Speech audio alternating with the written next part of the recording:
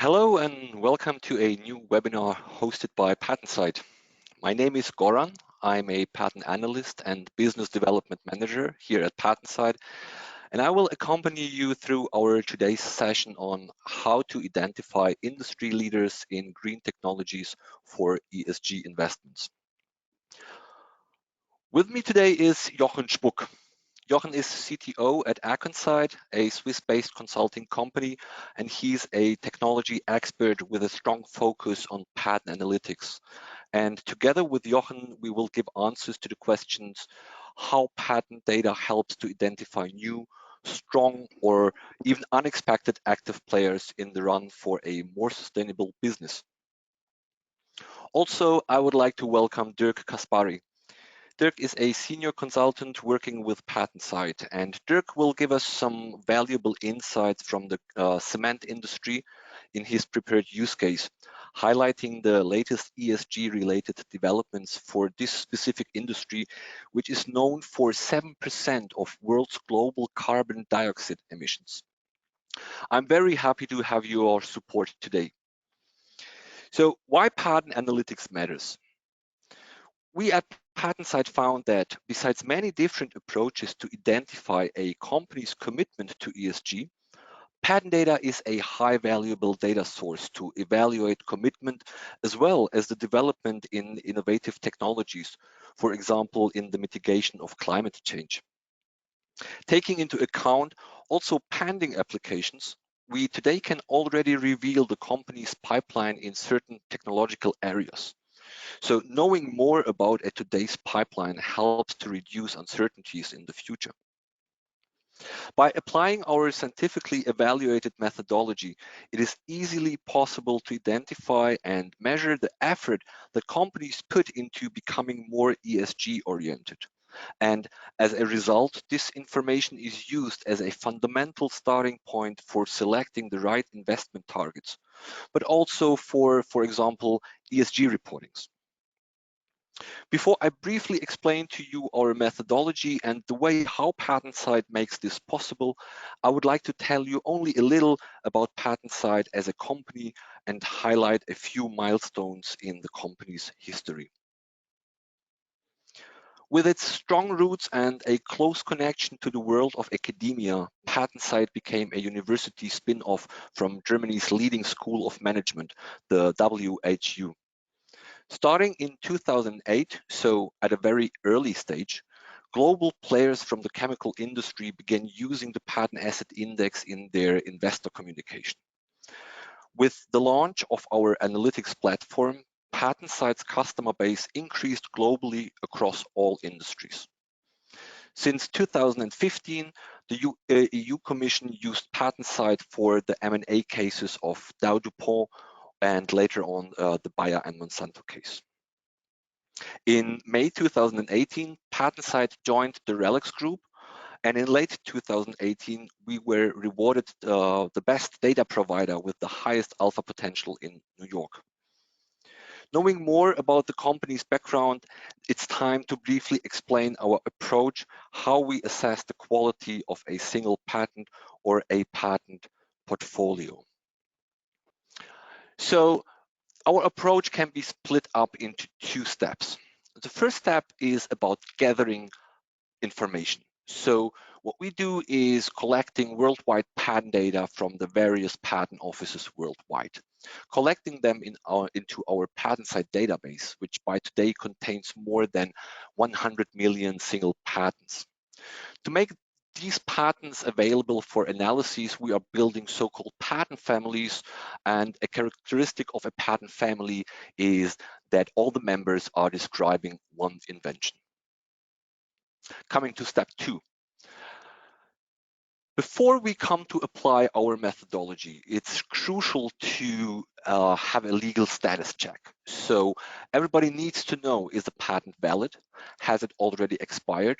And how long is its remaining lifetime? At the same time, what we need to know is who is the current owner of a patent? Who has the commercial and the executive power over these innovations? Having prepared these data for analysis and cleaned this data, harmonized these data, we come to apply our methodology. And this is what you can see here in this blue bubble. So basically, we are using two main KPIs. The one on the left side, the technology relevance, which is indicating a patent's quality by looking at the forward citations a patent receives from worldwide patent examiners sitting in the patent offices. And on the right side, we have the market coverage. Here it is the assumption that patents which have a high impact on further innovation will also be protected more widely by their current owners. Multiplying these two KPIs, we result to the competitive impact, which gives us the individual strength of a patent family or an invention. Summing up all the competitive impacts within a given portfolio results, last but not least, in the patent asset index, which can be seen as a measurement for the cumulative strength of a company or a company's portfolio. The good thing with this methodology is that beside the fact that it's pretty objective, transparent, and empirically validated, it's also more than 10 years industry proven. Having explained the methodology, I would like to raise your attention now to two key findings. So what we see here, and this is really interesting, so what we trace here at patent side and what we can see already many months before is that patent filings with regard to ESG are increasing. So the quantitative aspect here is already there. So many companies are filing patents with a reference to ESG. But at the same time, and maybe a little bit more of interest, is that these patents have a really or an increasing quality aspect here. What we did here, exemplary for 10 German chemical companies, is that you can see, so we have split up these patent portfolios by these companies into patents without reference to ESG, and in green, the patents which relate to ESG. And what you can see for all these 10 companies is that the overall quality for patents which have a reference to ESG are on average stronger and have a higher innovative impact here. At the following slide here, and this is also something I personally really like to see, is that it's not enough only to blame companies for not being ESG oriented, but more than this, looking at the fact, what are these companies actually doing into improving their patent portfolios with regard to ESG. And having these 5 petro giants here, it is already pretty obvious which of these have changed their mindset into going into a more ecological aspect here when filing their patents. So this as a high-level overview to show you what is possible with our patent data is enough, I think, for this part here. And I would like to jump into the software. So I would like to hand over to Jochen. Jochen. Yes. Hello, everybody.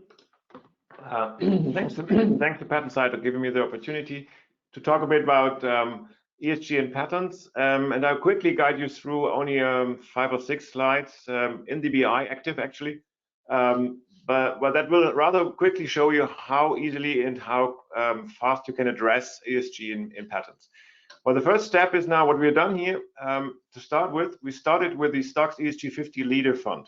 So we've taken the Stocks ESG 50 Leader Fund and the composition and loaded that into the BI, to the patent website BI, which is actually rather simple. So you can add these 50 into here, but it's quite simply to add also 1,000 if you have another one. Then first of all, we just count how many patents do these companies have, which is first of all rather simple. And the most important point here is that of these 50 ESG leaders, 49 actually have patents. So all of them, beside one, is active in a patent environment or in a technical environment where their patents are playing a major role. On the right, you see also already quite simply as a quick shot on what these companies are doing, not ESG related, but in general. And it's clear that it's automotive companies like BMW, we have electric power and Siemens, we have a lot of wireless and transmission in all kinds of companies here, and even computation there. So digital part is already big, but that is all of what their companies have. You see 31,000 active patents by Siemens, about 22,000 by Nokia. Well, that's only the patent these companies have. Now let's step the next step. In ESG, usually the first point you want to check is if anybody of those companies is toxic. Is anything they have is somewhere related to nuclear power, weapons, cigarettes, gambling, or whatsoever, because this is things you would definitely not want to have in a portfolio, especially not in this ESG portfolio. And I added also one particular technology called fracking into it, which is not really toxic in a sense, and especially not everywhere in the world, but I just added it to show at least how some companies can come up with if you add things like that. Most of the companies, they just are clean. They don't have close to nothing, actually. We see, for example, DSM at about 2.6% somewhere in protection vests for the military, but that's finally nothing at 15%. So most of the companies are clean. Some of the oil companies have a bit of fracking patterns in it. Even Total have a couple of fracking patterns we have found. Well, that's the negative part. So first point is done. No really toxic player in our ESG portfolio. Let's go on forward to now positive aspects.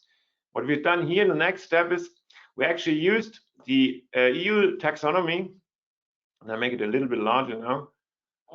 We took the EU taxonomy report from March, and we used our about 70 or so technology fields we have already established in the ESG environment, being everything from electric car to precision farming or whatever you can think of.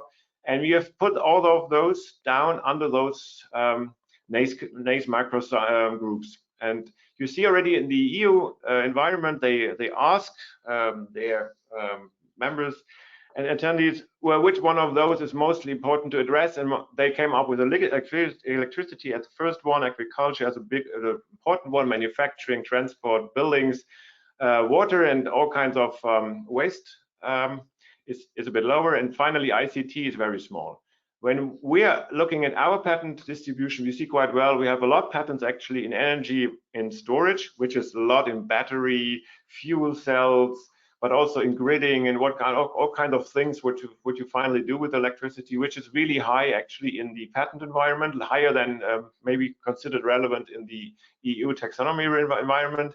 We have a lot of water and waste, carbon capture, and you see already now how this field is improving enormously in the last years. You see on the right already the development of the same fields. Here on the top, you see just the number of patents we have put down under it. We see also a lot of energy generation, and energy generation is quite interesting to see that it's already the first one which started to raise in 2008 and now slowed a bit in pace, I would say.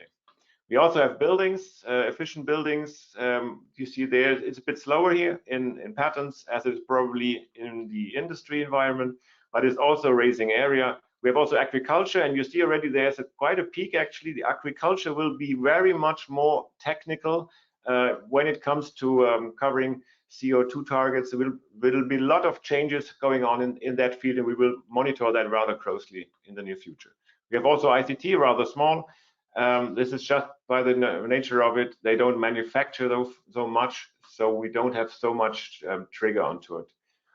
What is usually done in the patent, when you usually use patents in an ESG environment, or if you use patents as an indicator or KPI in patents, what most people actually do, and that is what is actually also done already, they use YO2, the CPC classification from the EPO, to monitor clean CO2 relevant patents. This is what is done in the industry nowadays.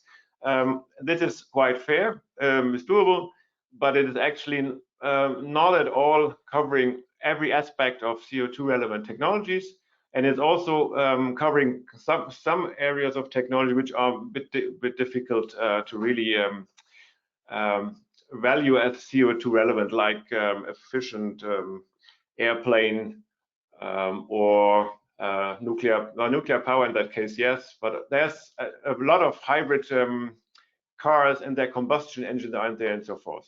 But we also found, for example, now the blue ones is our fields. We have built up a lot bigger area of patents covering more aspects really of CO2 relevant technologies. For example, we have found that we have now not at all in these YO2 classification any trail or railroad technology. So therefore, we have extended our technology fields much larger to cover all relevant technologies. So we have more patents and also sometimes others. Now, when we apply our technology fields to now the stock ESG 50, now we're tracking positive on the stocks ESG 50 leader fund who actually has ESG relevant patents according to our definition. And we see, first of all, the picture of technologies has changed. We have a lot of power. This is not only batteries, but also fuel cells. It's a lot of power supply and power distribution and power generation. It's about wind power and generation. It's about automotive. Yes, true. We have a lot of hybrid and electric cars. They are relevant. We have a lot of control now. This is actually manufacturing. A lot of efficiency raising in manufacturing processes, but we also have quite a bit of computation actually, not only power management, but all kinds of other software applications in the field of CO2, either directly or indirectly, for example, efficient factorization. And we see already now that the biggest company here is also again Siemens. We have now BMW and BASF as the next ones. We have also Nokia and Infineon, and we have Total already here. We have an oil company and place number 7 already in the ESG portfolio of the stocks ESG 50 leaders. And we have heard before, Total is not by accident actually there. They have done quite a bit. And now what we want to see is what is the development really? That's nice that they have done something, but do they still do something? And now we just look on the left side. Here we have the top 10 players in the ESG 50 leader fund. And we look at their ESG development. So we see quite well that Siemens is raising their quantity of patents, active patents here. We see just active patents being granted or filed, nothing about the old ones, no dead ones. And we see that every year, Siemens pushing out about 600 or so patents. It's not only wind power like Siemens Gamesa, it's kind of many things they're doing actually in this field. And it's the same is also true for BMW. You see quite well that it's raising also very much. And you see also that BASF is doing quite a bit since a couple of years, but they're now a bit hesitantly. You're seeing Daimler doing something there rather recently. And we're seeing also Total, for example, now that they've done quite a bit, but now they are slowly currently. So this is interesting to monitor what this development in the near future is. On the right now, this is completely different. Now we look at the most interesting players in this field. So we look at those who have the biggest share of patents in this area. And you see already that Siemens, BMW, and Daimler are quite well. They're in the top placements with about 22, 24 or so percentage of patents which are ESG related. Though it's quite a few. But you see also very small players. You see Total here quite up here with 35%. Now it's more than the first graphic because we have now much more than just renewable energy. We have more of an efficiency production, etc. All kinds of things we have collected during the recent months.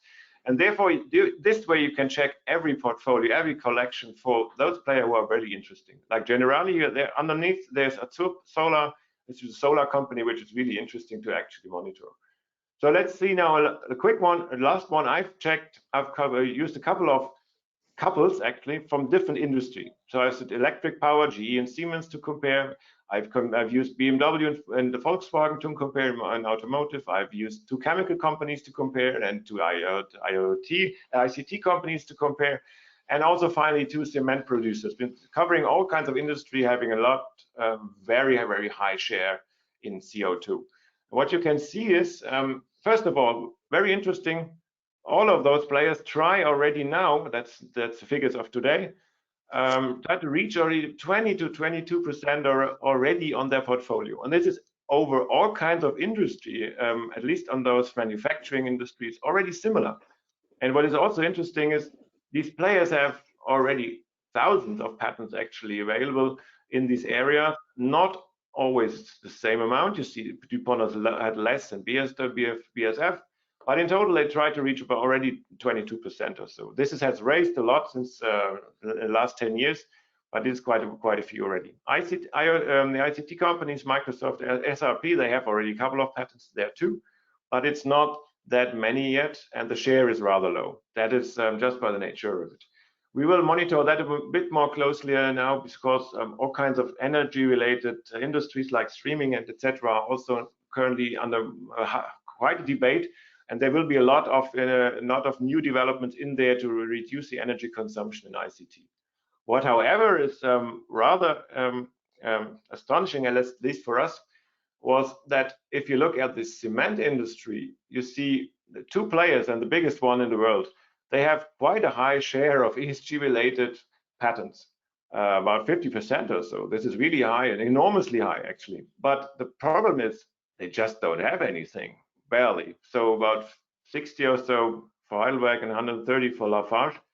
And compared to the CO2 production of this industry, we really wondered why the hell is nothing happening actually in this area, or what is happening actually in this area? Because if you compare to chemistry or automotive or energy, this is completely a different picture.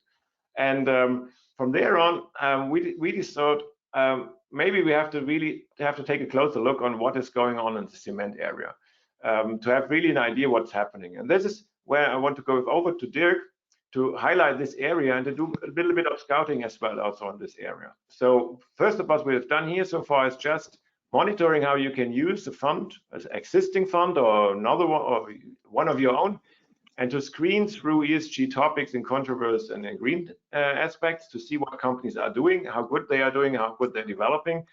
And we have not yet used any quality aspects here on this analysis here. No patent quality so far, just counting the numbers of patents which are active. Now we're getting closer into detail. We're drilling down in an area, and this is I give over to Dirk. Just briefly. Okay, now you closed your screen. Oh.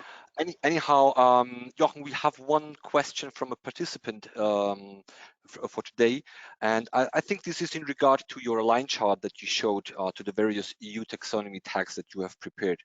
So the question here is, why does the patent technology seems to start to take off in 2009 and 2010?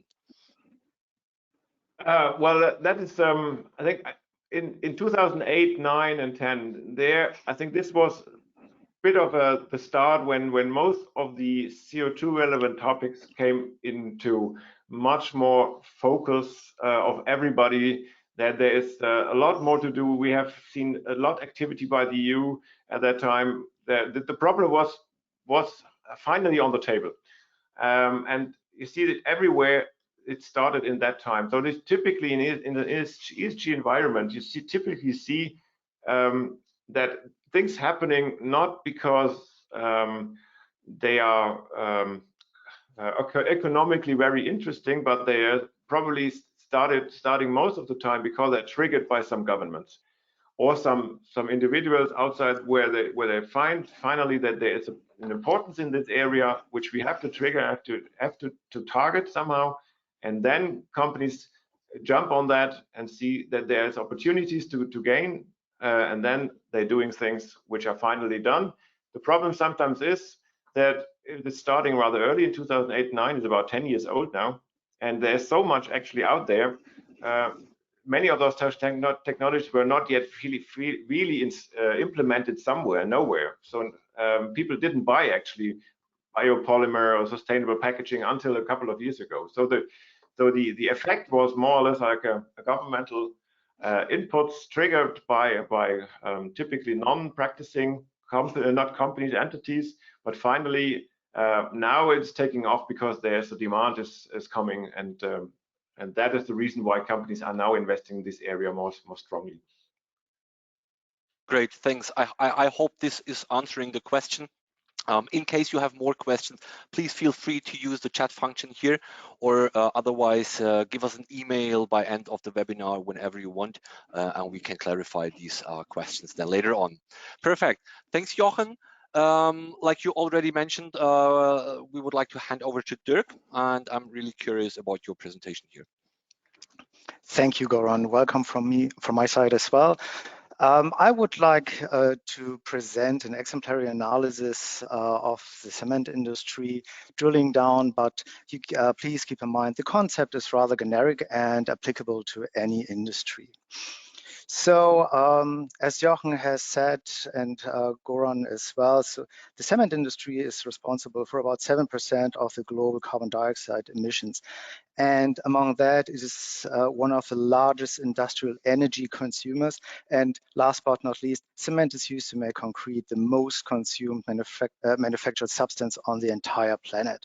So this makes it a very interesting case to have a closer look at.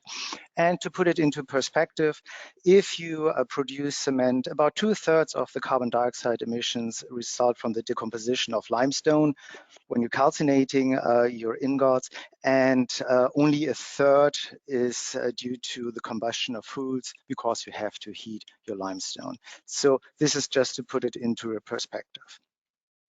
What you see here is the trend for the portfolio size, so the number of patents and the quality of patents for 4 different areas. So the first one, this is this bluish, which is labeled cement all.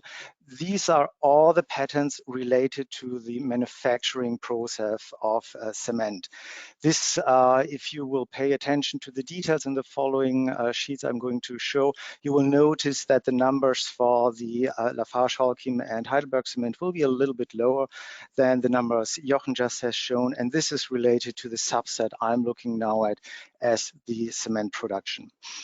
Then we have 3 additional areas, which are, or each of it is a subset of the cement production area.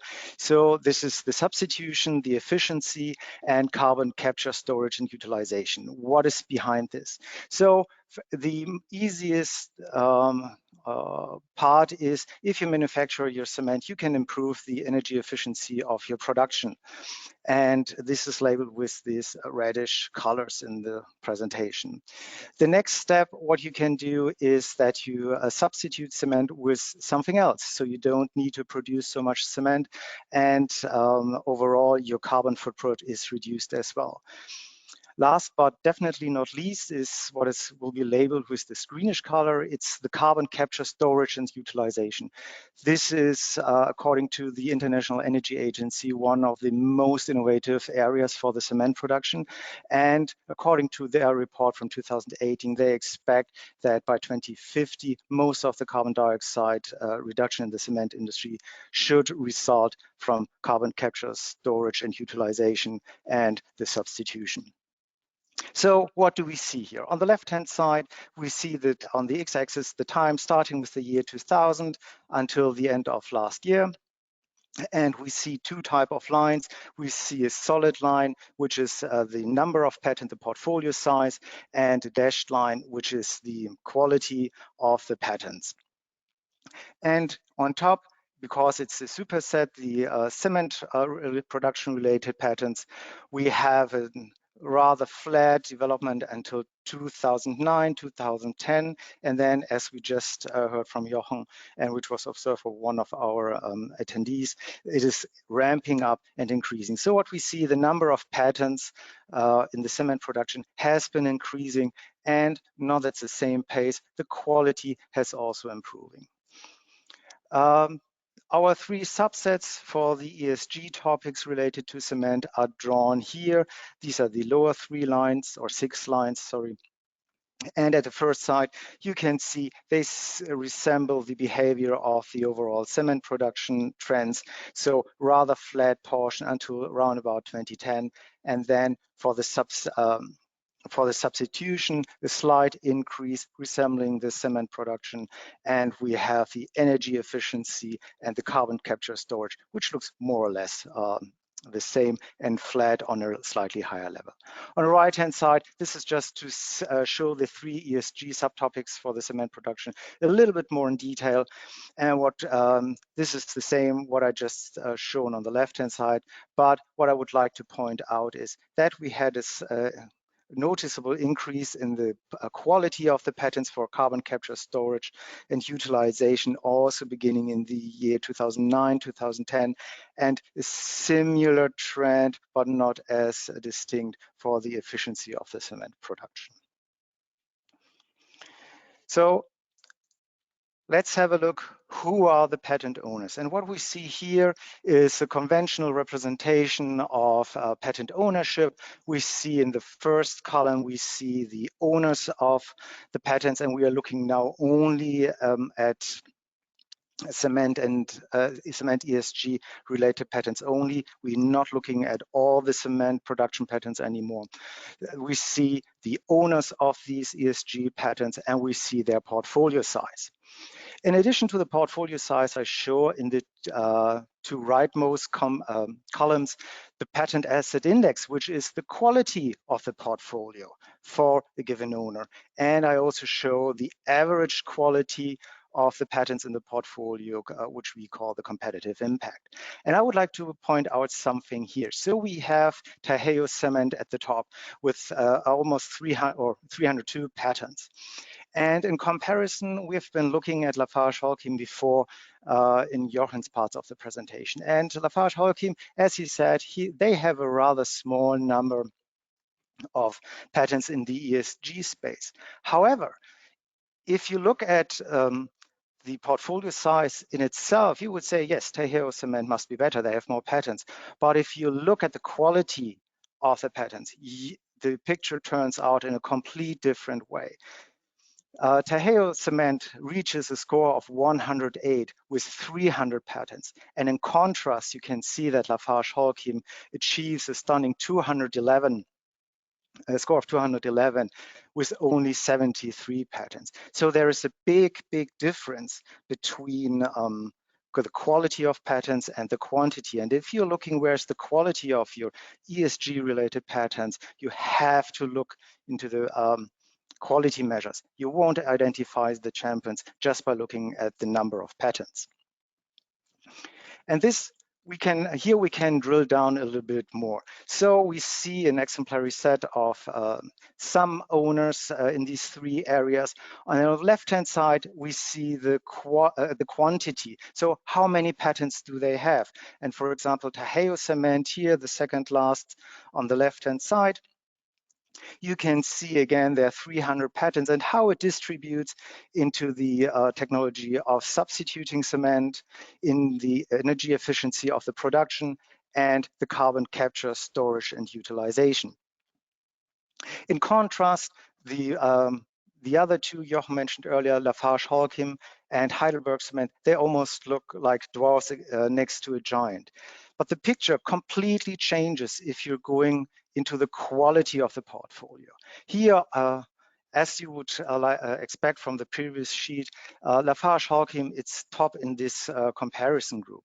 And you can even see which part is really scaling. It is the cement substitution, which is from a high level perspective, much, much easier than improving the efficiency of an existing plant or developing new technology like carbon capture, storage, and utilization.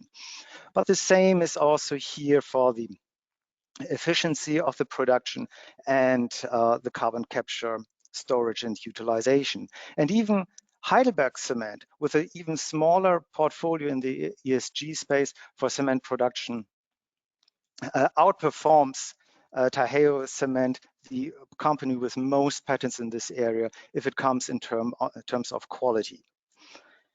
So really, you have to consider the patent quality if you want to look at the cement industry and any other ESG topic. But there's more we can add. So this is, again, the owner table for ESG patents, reduced a little bit to the 10 companies I just have shown. And we have the three columns again, you just have seen. It's a portfolio size, the quality of the portfolio, and the average quality of a patent in the portfolio. But we have edited here two more columns in blue. So the first one is the share in total portfolio size of the owner, which means these 73% these 73 patents of Lafarge-Hawkins account for about 31% of the total portfolio of Lafarge-Hawkins. So you can put it into perspective. What is the share of my ESG-related patents to the portfolio of the entire company? But we can go even further. If we look at the share in total portfolio strength of the owner, and we see here for Lafarge-Hawkins, it says 43%. What does it mean?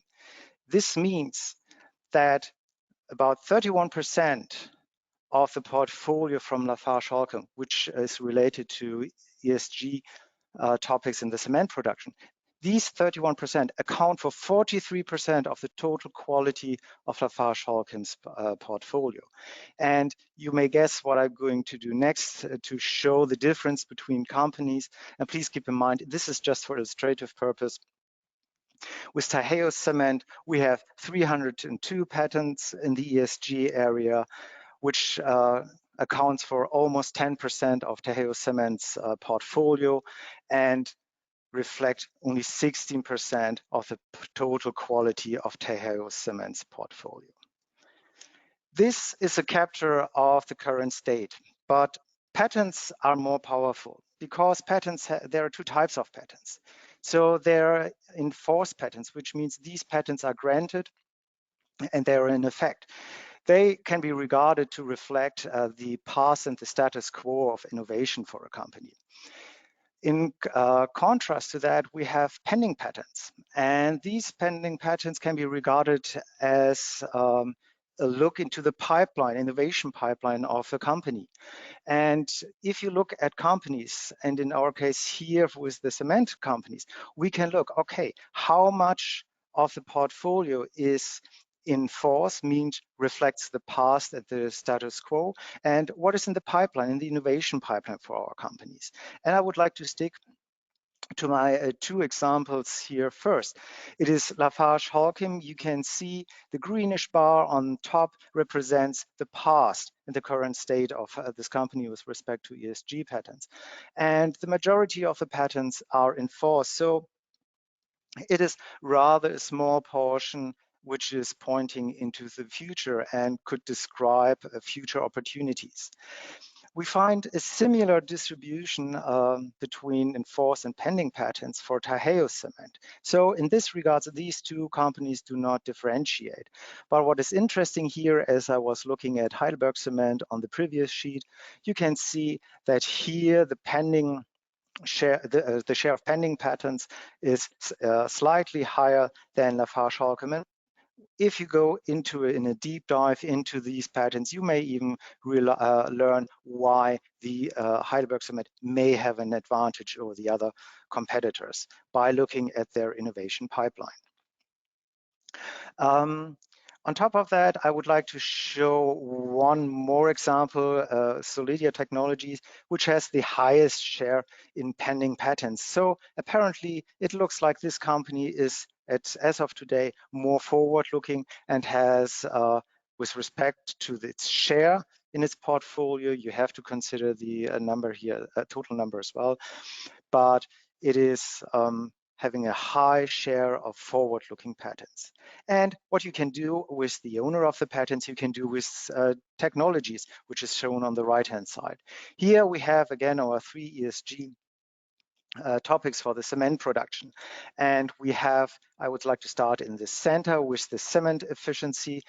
As you will expect, it is also a heavy weight on granted patents, means backward-looking, and rather a small share of forward-looking technology. It is similar to the cement substitution with relative close numbers in the average patent quality, whereas in contrast to these traditional approaches for climate mitigation, this cement carbon capture, storage and utilization has a much higher average quality of the patents, and the share between granted patents and pending patents, means future and status quo, is also much higher. On my last slide, I would bring now everything together and show you how you make this what you can learn about everything which I have shown before. What you see here is the portfolio size on the x-axis, and on the y-axis, the average quality of patents related to carbon capture, storage, and utilization for the cement production. And what I also show is for each company, the size of the bubble represents the quality of the entire portfolio for the company with respect to carbon capture, storage, and utilization. And what I see here is that we apparently have a division between known cement manufacturers like Heidelberg Cement, Taheo Cement, Lafarge-Holcim, and Denker, which have a rather lower quality, average quality for their carbon capture and storage patterns. Then we have some kind of outsider, ThyssenKrupp, which is also in this field, but also a known company. And here on top, we have two small companies with rather small portfolios, but they have a very good quality, average quality of their patents in comparison to the traditional companies. And now I'm going a little bit out of my expertise, but it appears to me that rather small companies, new companies or startups may outperform traditional companies here, and that this can be shows this chart. However, I'm not an expert on the company side and the economics, but from the analysis here, I can see that. And as a closing remark, I like to repeat, this is just an exemplary analysis. You can apply this method to any technology or companies. And now I would then like to thank you and hand over back to Goran. Great, Dirk, thanks a lot. Really, really interesting here. So I think we all have seen that yeah, also in an industry which is probably not that a hot topic like different or other technologies, we can see that there is a movement. So there is a development also related to ESG, and this is I would say to have this conclusion, yet this is a good fact, right? Yes. Perfect. No, I really have to agree on that, because we talk about 7% of global CO2 emission, and I don't see that the consumption of concrete and thus cement will reduce in the or will never decrease. So we have to become better in manufacturing it. Great. And could you please briefly describe why is the development in these established cement companies, why is it rather slow moving in comparison to these two new companies? So my personal opinion on this is, so first of all, you have the plants have a rather long life. So you have capital investment. Once you have a plant, you cannot change way too much without having costs in a price competitive market for cement. I think this is the first step. The second step is, if you change the composition of your cement, there is a lot of red tape associated to building regulation. You cannot just introduce a new kind of concrete using a new kind of cement into the market without getting the approvals. I believe this is dragging along the timeline. And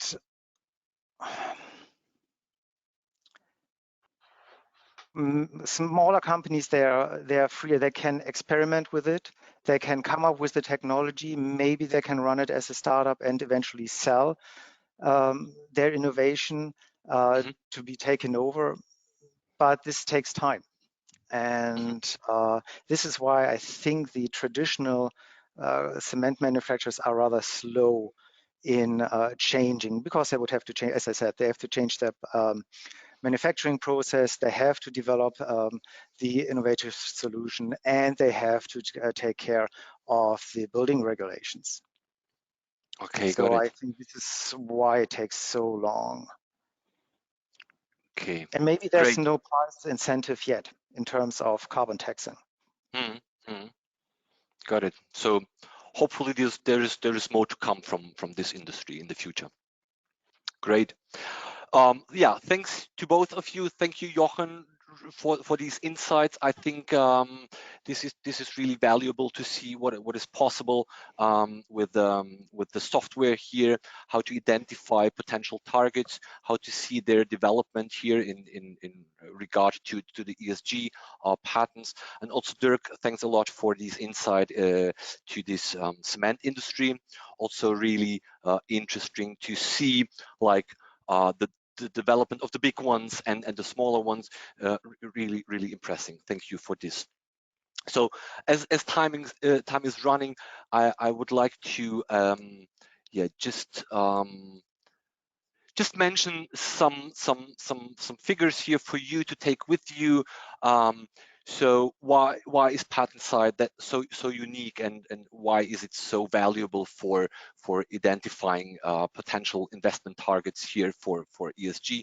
It's one of the most obvious things is the data quality and the data coverage here at pattern site. So this is really one of the biggest USPs here at pattern site. We have more than 8 billion data points in more than 1 million documents, displaying 43 million patent families. I think this alone is really an impressive number here, and pattern site definitely can be seen as a provider here with a really excellent data quality and coverage as well. Besides this fact, it's also a really intuitive tool you can use by not only using our pre-designed templates to run your analyses, but also in combining 2,000 different measures here for different purposes. And I think this alone, these figures show the high value of the software here. One more thing that I would like to address to you is our product range, probably of interest for all of you who are looking for a solution. So here the product range differs by 3 different solutions. So one of this is the analytics platform. This is what you have seen right now. So Jochen and Dirk, both of them have worked live with the software to present it to you. So this is one thing. Another really interesting thing here I would like to highlight a little bit is our pattern side data set, which has been compiled for example, for quantitative investors who are looking for sheer data masses here to run their analyses to find out trading signals, for example.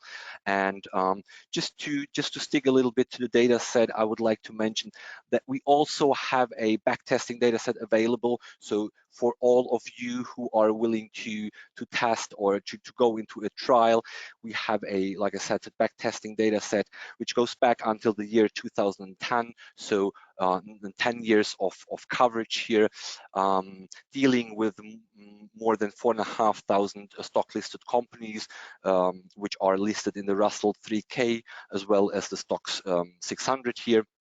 And probably also valuable to mention is that the patent data and company ownership information are point in time for the fully database history. And we have a weekly database update. So, but we also for sure can deliver it weekly, monthly, quarterly. So it's up to you. Whatever you need, we can set this up. And probably, have I forgotten? Oh yeah, probably one of the most important things is that stock listed companies are mapped to financial identifiers, for example, ISIN or FIGI. So this makes it pretty easy for you to use this data set here. Yeah, besides these 2 solutions, we also have our expert analyses by doing individual projects for you. So it doesn't matter what of these 3 solutions is of interest or for you, please step in contact with us. We are also willing and happy to answer all your questions regarding today's webinar. So this is recorded, and we can send it to you as well as the handout, so you can again listen to it and raise your questions to us. I would personally be really happy to see you in a one-on-one session where we can really go more into detail, focusing on your use cases, to find out some interesting results here. Yeah, I think this is all from my side for today. No, I was asked kindly by my colleague to ask you kindly to take 2 minutes after this webinar to fill in the feedback survey. This helps us enormously to improve our webinars for the future. So please take the time to let us know your feedback. Good. I think and I hope it was interesting for you. Like I said, I'm very happy to see you on a one-on-one session here. And wherever you are located at the moment, I wish you a great evening or a great working day ahead. Looking forward to talking to you. Stay healthy and sound, and goodbye.